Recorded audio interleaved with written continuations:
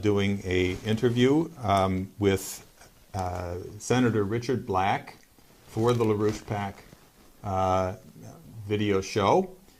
Senator Black is not only a state senator in the state of Virginia, but he's a retired colonel from the Army and served, and it'll be important for this interview, he served as the chief of the criminal law division for the Army at the Pentagon, at the JAG office in the Pentagon for several years in the 1990s. So he's quite familiar with the questions of law enforcement as well as military issues.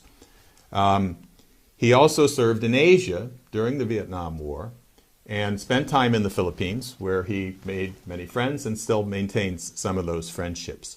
What I want to discuss today is the war on drugs being launched by the newly elected President Rodrigo Duterte in the Philippines.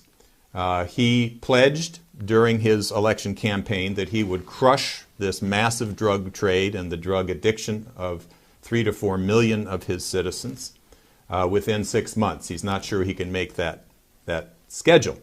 But he has in fact launched a full-scale war on drugs since his inauguration on June 30th, has already been very effective.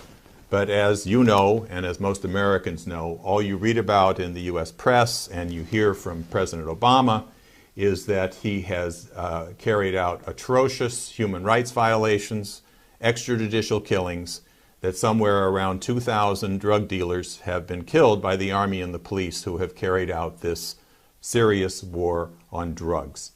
So I know you have strong views on this, and I'd like you to discuss what you think about what a war on drugs is and what's going on there in the Philippines. Well, it's really a very fascinating situation. President Duterte was formerly the mayor of a once lawless city, Davao City, and he was absolutely ruthless with criminal actors there, and he brought law and order to the city. I happen to have a very dear friend from Davao City, and I asked him, I said, what's your thought of President Duterte? He said, I love him. He said, he's great. And this is a fellow who spent his career in the U.S. Army, but he's Filipino by birth.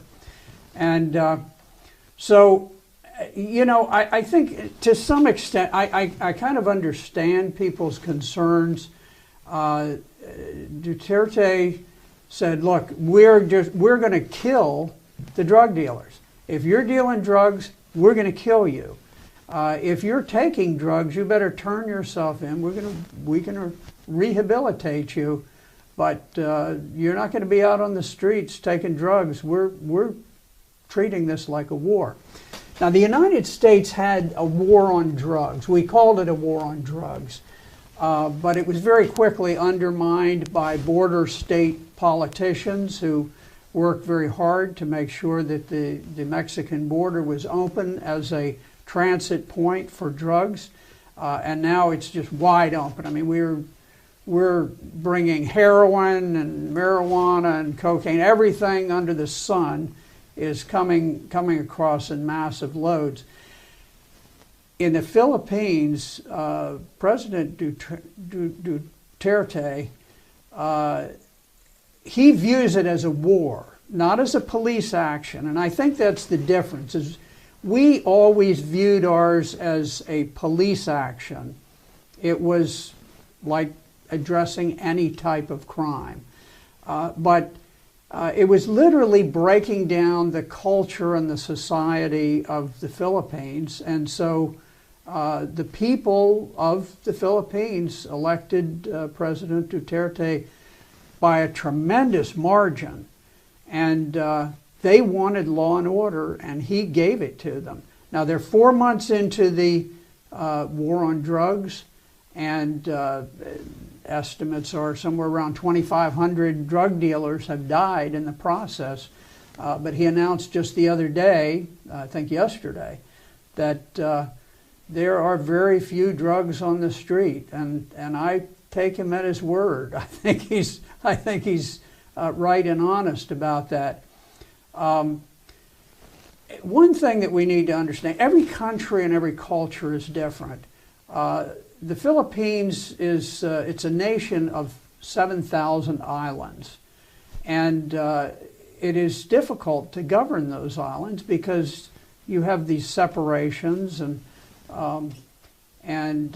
consequently, to rule the Philippines, you have to rule with a very firm hand, and that is what the Philippine people have chosen, is to have a very strong ruler.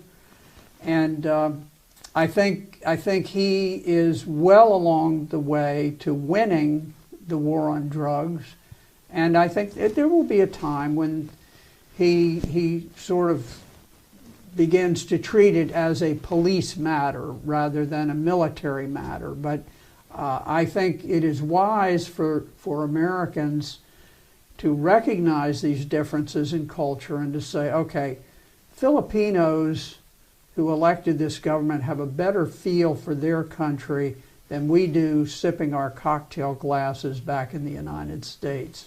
I took the time to look up how many overdose drug deaths there are now in the United States. And the figure is around 38,000 per year. 38,000 per year. That's more than 100 every day, people dying from drug overdoses in a country which, as you said, has basically opened its borders, a president who has adamantly refused, in fact ruled, that no banker caught laundering drug money shall go to jail, so that the biggest drug dealers, the bankers running the drug economy, are go scot-free. And of course a president who is legalizing drugs, who's pursuing the idea of legalizing drugs in the United States. Well, he's refused to enforce the prohibition on marijuana, which, whatever you think of it, it is the law. And yet he has simply ignored it, and so all across the nation you have states that are enacting legalization laws without, I think, understanding the consequences.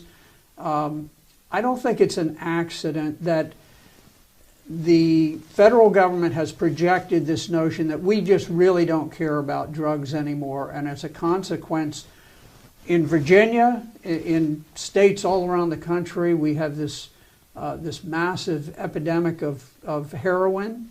I suspect that the vast bulk of those folks started with a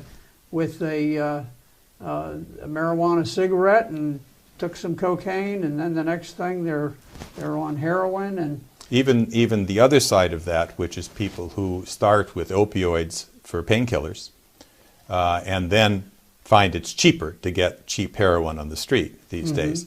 But we've recently learned through public exposés that the government has refused to prosecute the pharmaceutical companies who acknowledge that somewhere near half of their produced opioids are in fact not going into medical circles, but are somehow leaking out onto the street. Yeah, and, so, they've created this myth that somehow the prisons are full of people who were caught with a marijuana cigarette. And I will tell you, as a former chief of the criminal law division at the Pentagon, that users don't go to prison. They don't.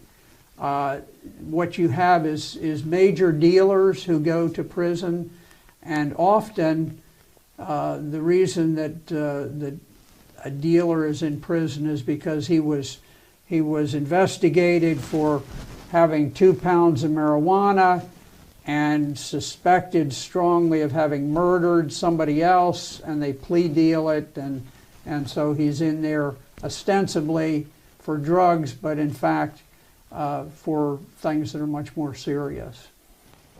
To go back to the Philippines for a moment, as you know, President Duterte has recently had a trip to China, a very successful trip to China. Even though this brought great consternation in the White House and other places in the United States.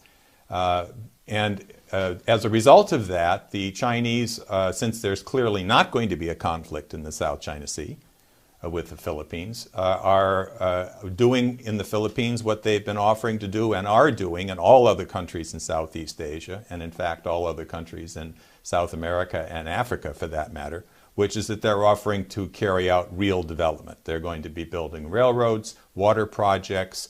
They've already built a drug rehabilitation center, which is already beginning to service the tens of thousands, hundreds of thousands of young users who are seeing the light and turning themselves in, not to be jailed, but to be rehabilitated in these centers. So this process of reestablishing the Philippines' role in China's new Silk Road development perspective for the world, the win-win approach to the world, is again treated as somehow a threat to the United States. But how do you see this new relationship?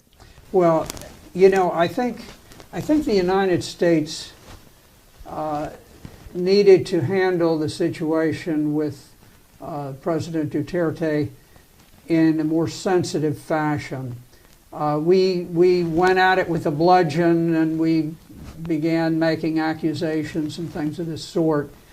And as a consequence, the Chinese went in. They offered assistance so that they could rehabilitate people and so forth. And the next thing, the Philippines, which has been a long-time ally of the United States, and frankly very popular with the Philippine people to this day, the president said, look, you know, I'm with the Chinese. The Chinese are offering me assistance, and all you offer me is condemnation. I think we could have handled it better. You know, I can understand where we might have criticized some of the methodology, but I don't think we needed to be on our bullhorn telling the Philippines how to conduct its affairs. Now, in addition, we've followed up, because we're always, you know, we always have to use the hammer on other countries, and we had planned on giving them 26,000 rifles. And we said, we're going to block that now. You've really offended us. And so Duterte has said, fine, I'll go to Russia. Russia's going to give them to me. I'm sure they will.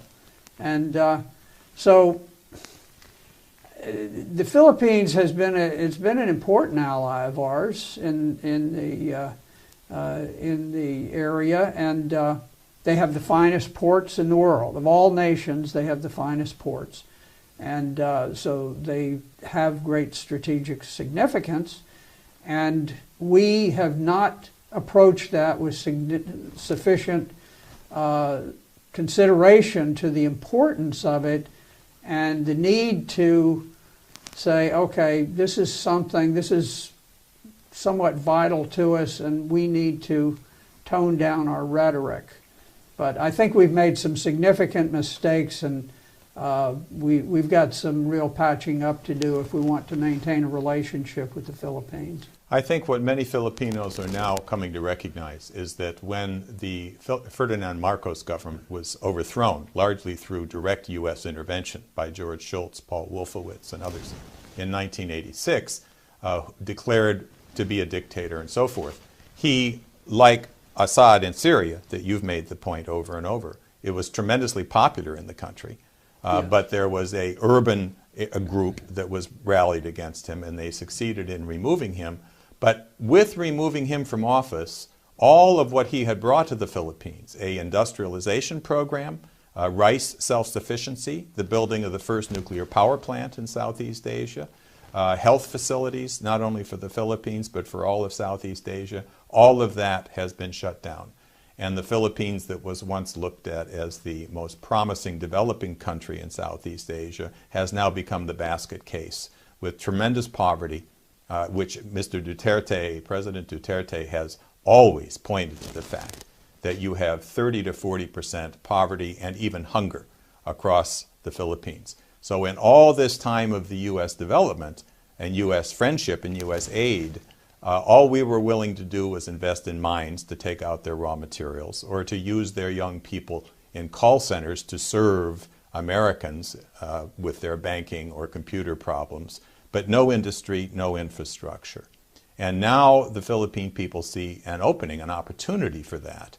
And I think what President Duterte said to his business people should be listened to, as you're saying, by the United States, which was, well, why doesn't the United States make us the same offers that the Chinese are offering us? And then we'd be glad to take them. Don't you think? Well, we have bonds with the Philippines that are not going to break easily. There are a tremendous number of Filipinos in this country, and they have relations. They tend to be very loyal, patriotic Americans. So I don't think that the flap with the Philippines is going to break our relationship, but we need to address it carefully to mend relations and not to be so quick to step on toes. Now, you mentioned Ferdinand Marcos. He was the great hero of the Philippines coming out of the Second World War. He was viewed as a hero and someone who had participated in the war. And then, for whatever reason, we decided we didn't want him anymore. And this is a story that repeats itself from the United States State Department time after time after time. And of course, the State Department and the CIA are integral parts of the same organization for all practical purposes. And for some reason, we feel this compulsion to impose our greater intellect, our superior intellect, on people in other cultures. And I will tell you that no one in New York understands the culture of Virginia, let alone understanding, the culture of the Philippines. I've spent time there, and I find it a fascinating place. I've actually been shot at very near to where President Duterte grew up by the Moro guerrillas. And, there's this tremendous complexity, 7,000 islands. We need a State Department that moves back from this idea of regime change. Every disaster to American foreign policy in the last 20 years has resulted from an American move towards regime change. And it would be a shame, I think, to lose our alliance with the Philippines. I don't think we need to make them the battering ram in some sort of conflict with China, but I think we need to maintain good relations with them. And I'm confident we can do it. And I think if we have a change of regime in the State Department, that's where we need a regime change. If we have that, I have every confidence that we could get someone who had a sensitivity to the feelings of the Philippine people and their culture, and we can bind these wounds, and I think we can have good relations in the future, and I think we should do that. Well, thank you very much. I think that's a message that will be received well in the Philippines, as well as hopefully in the United States. So thank you. I encourage you all to stay in touch with us. We can send out updates from the LaRouche PAC if you click on the message there on your screen. And keep watching. We'll thank you for Senator Black for a very interesting discussion, and we'll see you another time.